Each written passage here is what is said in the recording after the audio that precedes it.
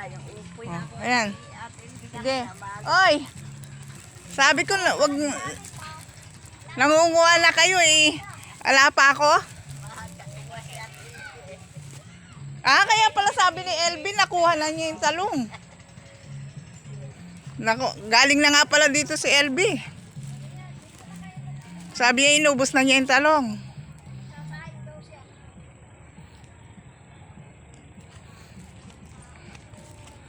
Yung malalaki na lang. Oh. Ayun, tama na yan. Anong tama na yan? Doon pa sa kabila. Ha? Anong tama na yan? Halika dito.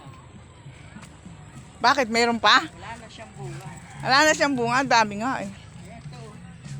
Ala. Ayun ang supot kay Cecil. Tama na po yan. Tama na. Mauubos po yung talong ko dyan.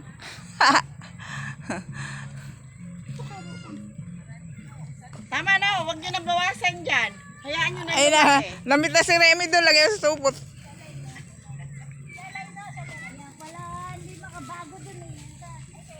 Oh, sige. Agaani ng talong.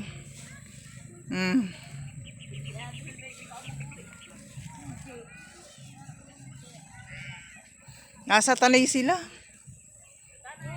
Sa talay sila nagmala araw, mag-anak. Numpang ano. Eh si Melvin nandyan, hindi pa nga kami nakarating doon. Aba ate, naninilip ka pa dyan ng talong. Baka maiuwi pa natin ng Bulacan yan.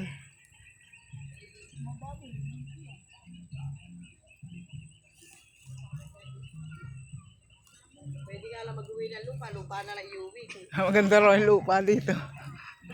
Oo. Yung kasi mga halaman ko kawawa. Pitas lang. Nyari nagdala pa ako ng gunting. Wala din pala ng Nagdala ng gunting para gupitin yung talong. Inapitas na ng dalawa. ko yung mapulok para mamunga ng ayos. Oh, tinatanggal daw niya yung bulok. Eh, aanin mo pa yung bulok. Hindi, para pwede yung kalahati. Oh, di ba? Tara na. May talong na, may ampalaya pa. Oh. Tara na. Nakapamuisit na tayo. Sayang yung patola, puro maliliit pa. Parang balak pa. Parang balak mo pambalikan. Mga sitaw naman yan. Oh.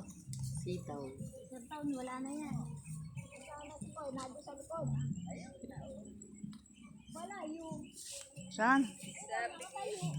Wala! Nakalbo na yung talong mo. Bakit sa kanya nakita niya pa? Naligaw. Oy, umiinom ka na naman yata dyan. Hindi. Naubos na yung bunga ng talong. Sukuha ka ng kamatis. Yes. Nakakuha ako malaki. Mamaya magulang na yan.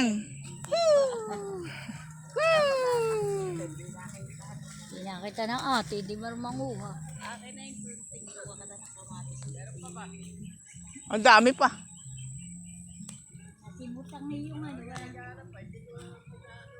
Ay, ng patola. Kaya lang yung patola, maliliit pa. Maliit. Ako ikaw lang kakain niya. Oh, pero masarap yung laga. Opo, masarap lang.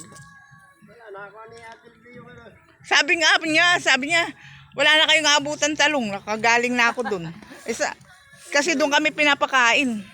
Saan? Sa kanila? Nagluto daw siya. Kaya dadaan kami dun. Ayos na ba yan? Oo.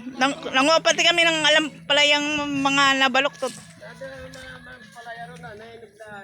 Kaya, meron pa pala sa bahay. Kunin mo na rin. Ay, hindi, meron pa daw yung pitas na. Nanguha kami, inay. Doon, sa inyo. Pinitas na namin, nangabaloktot na. Tara na. Wala pang patola, maliliit pa. Tsaka yung upo, maliliit pa. Puro talong at ampalaya na kuha. Ano? Yung upo, maliit pa. Nung last year, malalaki yung upo. Ngayon, maliliit pa. Oh.